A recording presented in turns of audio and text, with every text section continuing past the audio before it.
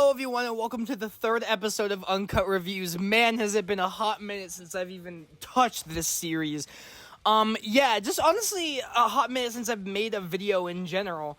But I'm finally back. We're making another video and we're continuing the Bring Me the Horizon discography review.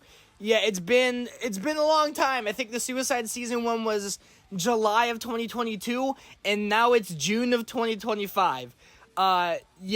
It's been a long time, but I've been back, kind of getting back into the Bring Me the Horizon records a little bit, kind of reliving the nostalgia I had when I was first getting into them. So I figured I'd continue this series, and perfect time to stop this series too and come back on it, because we are actually going to be reviewing probably my favorite Bring Me the Horizon album. And say it with me, kids. There is a hell, believe me, I've seen it. There is a heaven, let's keep it a secret. So firstly, I just want to say that this is easily my favorite Bring Me the Horizon record. Over everything that came before it, over everything that came after it, this is easily probably my favorite Bring Me the Horizon record in their entire discography. And there's a few reasons why. I'm going to get into that in a little bit. But I think the main reason why I love this record so much and why I hold it so highly in the Bring Me the Horizon discography as easily being their magnum opus is I just love concept records. And just records that aren't necessarily concept records, but have like a conceptual basis to the music. And There Is a Hell definitely has that going on. This album is so fucking cinematic. It's easily one of the most cinematic metalcore records I've ever heard. So many of the songs have these really pretty transitions. There's so many features on the album that just add to the cinematic value of the album, specifically lights on the tracks Crucify Me and Don't Go. And just the way that the album is sequenced, especially in the first half, just feels like you're listening to a movie, if that makes sense. And honestly, the fact that this band even attempted something like that 3 albums in, especially with the stuff that they were making before this album, is honestly a really admirable thing to do. Bring Me the Horizon were pushing themselves to their absolute limit on this record. Everything from, like I said earlier, the conceptual basis on a lot of the tracks, to just the overall songwriting that the album has, and just the way that everything is sequenced. You can just tell that they put so much effort into this, a whole lot more than they did in their previous records. The way that the album is sequenced is definitely something I want to highlight, because it definitely adds to the cinematic mode that the album has. The first 4 tracks are definitely the best example of this, starting with Crucify Me, which is easily probably one of the best album openers this band's ever had. It is so epic. It kicks down the door amazingly. It is just a great showcase of what the whole album is about. The overall themes of the album are pretty well encapsulated in this one track, and if you want to get a feel for what the album is going to sound like lyrically, I definitely recommend listening to Crucify Me, and if you like that, listen to the whole fucking record, because in my opinion, it only gets better. After Crucify Me comes Anthem, which is really, really cool. It's kind of just a straightforward fucking rock banger with some really, really catchy riffs in it. And that's a really common contrast on this record, where you go from a song that's really epic and has a great lyrical focus to a song that is just a straightforward fucking rock fest.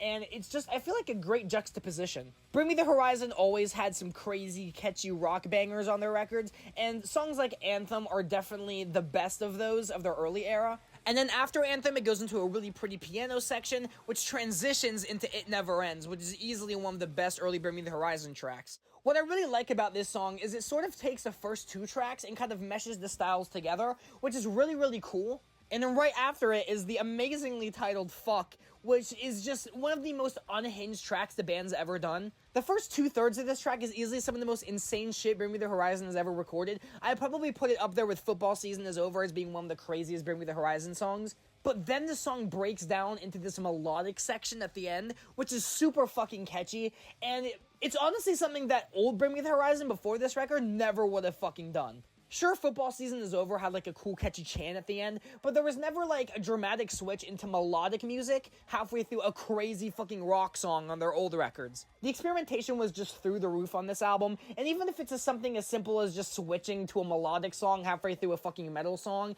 it's really nice to see them taking different avenues and adventuring beyond what they had done in the past. And the tracklist momentum really doesn't stop, because after that we have Don't Go, which is very similar to Crucify Me as well, has a really, really cool piano melody that goes throughout it, and a really intense chorus that drives the point home pretty well. And overall, I think you get the idea. A lot of the tracks are organized super well, and it just keeps the conceptual basis and cinematic value of the album intact the entire way through.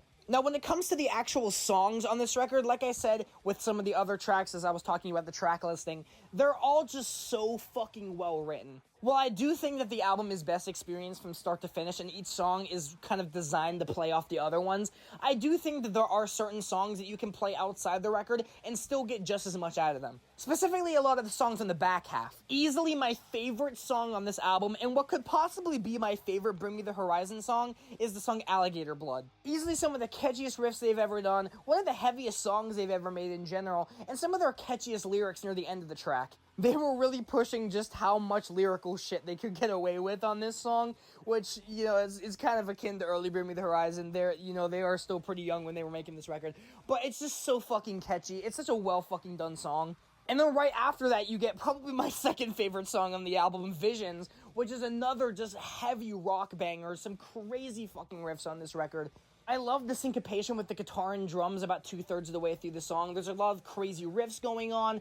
It's easily one of the songs that I play from Bring Me the Horizon the most. Like I talked about earlier, Fuck is just one of the craziest fucking songs they've ever done. Just crazy, over-the-top fucking energy throughout it. But I really, really, really love the fucking melodic section at the end. It kind of brings this emotional chaos to a halt for a little bit. Anthem is really catchy. Crucify Me is an amazing opener, probably their best early album opener, unless you want to count Pray for Plagues, which I wouldn't yell at you for that. And Blessed with a Curse is a really, really cool album ender. I know that there's the Fox and the Wolf afterward, but I sort of see that as like an end credit song to Blessed with a Curse, if that makes sense. Like, Blessed with a Curse has all the elements of a great album ender. It's just got a really cinematic feel to it. The whole song kind of builds up to a really climactic moment at the end. I feel like that is the album opener, and the Fox and the Wolf is just kind of a nice little bonus. That song, though, is also really cool. It's got the kind of like a classic hardcore punk energy to it, if that makes sense. Most definitely an outlier on the record, but I do think it was a nice addition, and closes the album out on definitely its most fun note, which is nice coming off of probably their darkest record to date. Similarly to 15 Fathoms Counting on their first record, there's a song called Memorial on this record, which is an instrumental track that, instead of having mostly an acoustic guitar bass like on their first record with that track, it kind of has this, like, ambient sort of feel to it. It kind of feels like something that will be played in the church during service, which I really, really like. It feels like the record has exhausted all of its craziness for a little bit and is just resting, and this is just the product of it. I just really like this track. It's honestly an instrumental that I put on and listen to on its own outside of the record. I think it's really, really pretty. Highlighting some other tracks I haven't mentioned yet, Blacklist is really cool. It's definitely one of the slower tracks on the record. There's this really interesting guitar effect in the beginning of the track before it leads into the main song. And this is a really interesting song that I really enjoy every time I listen to the record, although it's not one that I necessarily come back to all the time. My least favorite song on the record is probably Home Sweet Hole. I like it, but there are songs on the album like Crucify Me, like a Don't Go, that I think do this sort of style better than Home Sweet Hole does. It is another lyrical focused track. The chorus is super catchy, but I feel like some of the vocals don't necessarily mesh with the guitar riffs all that well. It's still a really, really fun song though, and when it comes on the album, I'm never gonna skip it. It does sound nice, but out of all the tracks, it's probably my least favorite one.